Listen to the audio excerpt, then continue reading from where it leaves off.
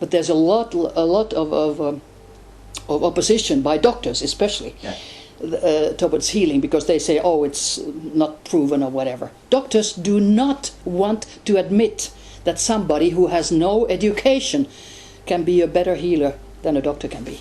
But in medical schools, it's very, very unfortunate that I understand that in any country, it's never taught to the medical students what it is to be a human being on this planet. They teach anatomy, they teach physiology, they teach the psyche, how it's sick, in psychiatry. But what are the limits of your consciousness? What is your consciousness? Where is it? What color is it? What form is it? You don't get these answers from the medical schools. And that's very wrong, because if we as students would get the right answers, we would totally differently treat our patients. Not just the body, but we would treat the energy. And doctors don't even generally know anything about the frequencies, that you can really, with different frequencies, cause from outside different emotions. And today's military technology is flabbergasting. I mean, it's like science fiction, but it is not science fiction.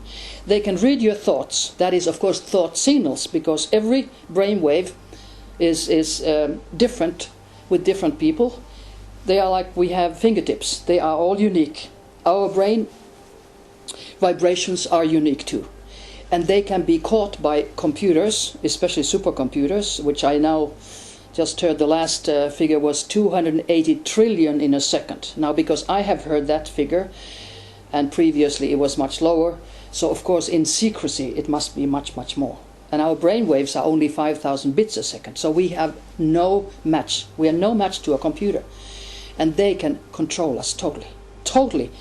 And as proof, the very, very sad experimentations with school children who are shooting their fellow school children and also their teachers in many, many countries. And the real reason for that experimentation is they are trying to change the laws to take away guns. So when the government terrorism really starts, nobody can defend themselves because we have no guns. And when you think that they can read our subconscious, they can read our dreams. So of course people say, oh, this is crazy, it's not possible. Well, unfortunately, those people are totally ignorant of today's extreme technology, which is not for public knowledge, because it's military technology. Military never tells how they have weapons of mass destruction. And mind control was already in 2002 in Geneva accepted as a weapon of mass destruction.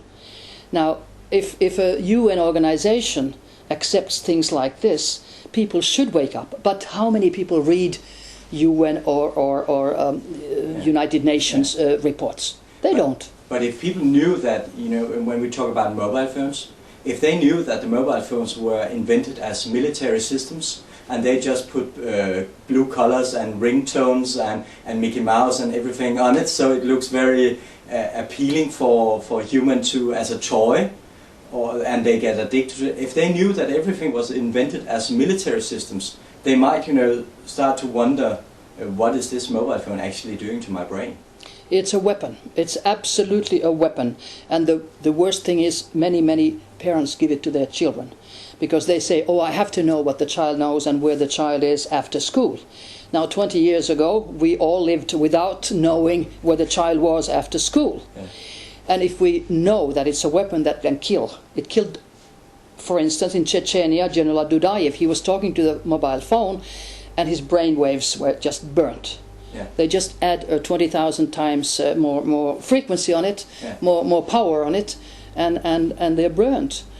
And according to a paper I once read, the Food and Drug Administration in the United States has also said that one single phone call's effect stays 1 week in your brain.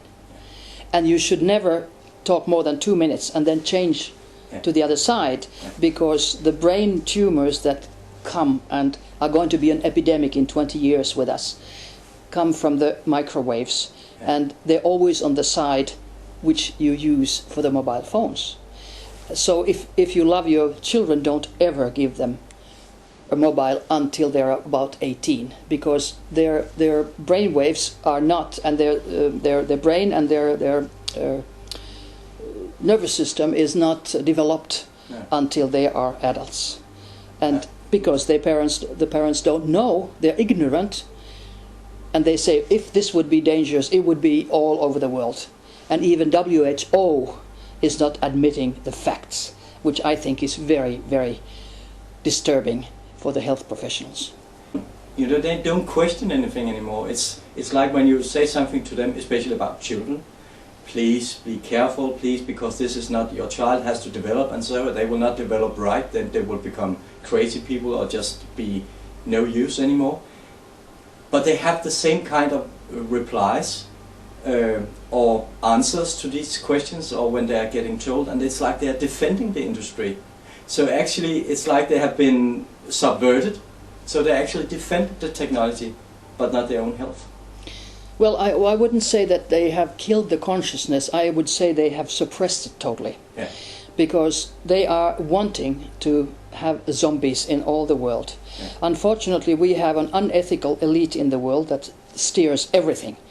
And our governments, I don't care if it's the US government or Finnish or Norwegian, whatever, they have actually nothing to say. They are errand boys for the secret government that governs the world. And they want to get rid of 2/3 of world's population. That is the middle class especially, because middle class can read and write and can think until they suppress them into zombies.